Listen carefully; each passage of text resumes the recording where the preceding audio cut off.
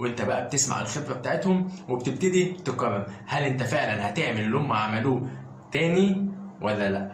لو قلت لك هو فلان ده ناجح ليه، هتقول لي اصل عنده خبرة. طب انت كمان ممكن يبقى عندك خبرة، هتقول لي صعب. اقول لك لا، مفيش حاجة صعبة. تعالى النهارده نعرف ازاي يبقى عندك خبرة في المجال بتاعك. في البداية لازم تبقى عارف حاجة صغيرة قد كده. الخبرة دي هتيجي من بعض الأخطاء اللي أنت هترتكبها في مجالك، وبناء على الأخطاء دي هتتعلم، هتكتسب خبرة. علشان كده أنت لو في مجالك بقالك 10 سنين وما بتغلطش، حضرتك مش بتتعلم.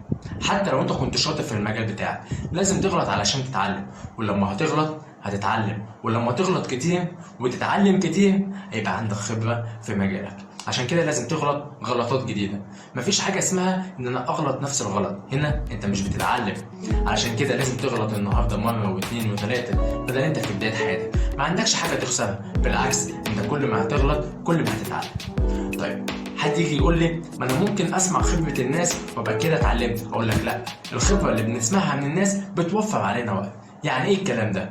يعني حضرتك النهارده سمعت الالف والب والجيم ودال وه، دي كلها طرق نجحت قبل كده. انت كنت هتقعد تجرب في كل طريق من دول ايام وايام. الخبره بتسهل عليك انك ما تعديش بكل المراحل دي، بالعكس هو بيديلك النتيجه النهائيه. وانت بقى بتسمع الخبره بتاعتهم وبتبتدي تقرر هل انت فعلا هتعمل اللي هم عملوه تاني ولا لا. لو عايز تتعلم خبره صح، من فضلك اشتغل مع حد يكون حريف في الشغل بتاعه وتتعلم بسرعه. وعايز اقول لك لو غلطت انت ما عندكش حاجه تخسر، بالعكس انت هتتعلم.